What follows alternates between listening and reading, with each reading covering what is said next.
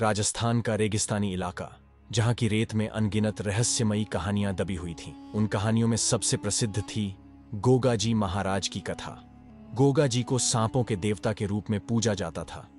उनकी महिमा इतनी थी कि उनके भक्तों को कभी सांप का भय नहीं सताता। गांव कुंडलिया में गोगाजी महाराज का एक प्राचीन मंदिर था।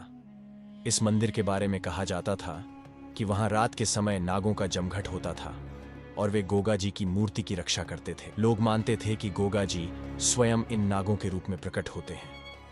रहस्यमयी घटना की शुरुआत गांव में सुखराम नाम का एक किसान रहता था।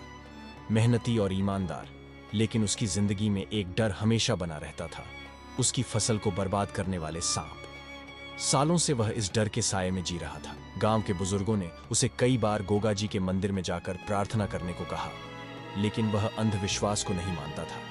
एक रात जब सुखराम अपनी फसल की रखवाली कर रहा था, तभी उसे पास के पेड़ के नीचे सरसराहट सुनाई दी। उसने देखा कि एक विशाल काला नाग धीरे धीरे उसकी ओर बढ़ रहा है। उसकी आंखों में डर समा गया। जैसे ही उसने भागने की कोशिश की, सांप ने फुफकार मारी और उसका रास्ता रोक लिया। अचानक सांप ने अपना फन फैलाया और ऐसा लगा जैसे उसकी आंखों में कुछ रहस्यमयी शक्ति हो। डर के मारे सुखराम बेहोश हो गया। गोगाजी का चमत्कार जब उसकी आंखें खुली तो वह खुद को गोगाजी महाराज के मंदिर में पड़ा हुआ पाया। मंदिर के पुजारी और कुछ गांव वाले उसके आसपास खड़े थे। पुजारी ने बताया कि रात में किसी ने देखा कि एक विशाल काला नाग सुखराम को खींचते हुए मंदिर की ओर ले आया और फिर अदृश्य हो गया। यह सुनकर सुखराम के रोंगटे खड़े हो गए। पुजारी ने कहा, यह गोगाजी महाराज का ही चमत्कार है। उन्होंने तुम्हें बचाया है और संकेत दिया है कि तुम्हारे अंदर का भय दूर हो। सुखराम की परीक्षा। हालांकि सुखराम अभी भी संशय में था। उसे विश्वास नहीं हो रहा था कि यह गोगाजी का चमत्कार था। उसने ठान लिया कि वह खुद इस रहस्य का पता लगाएगा। अगले दिन रात के अंधेरे में वह अकेला ही मंदिर के पास की पहाड़ियों में गया। वह जगह डरावनी थी, लेकिन साहस बटोर कर वह आगे बढ़ा। अचानक उसे फिर वहीं सरसराहट सुनाई दी। एक बार फिर वही काला नाग उसके सामने था, पर इस बार नाग ने उसे नहीं काटा। नाग धीरे धीरे मंदिर की ओर बढ़ा और मंदिर की मूर्ति के पास जाकर शांत बैठ गया।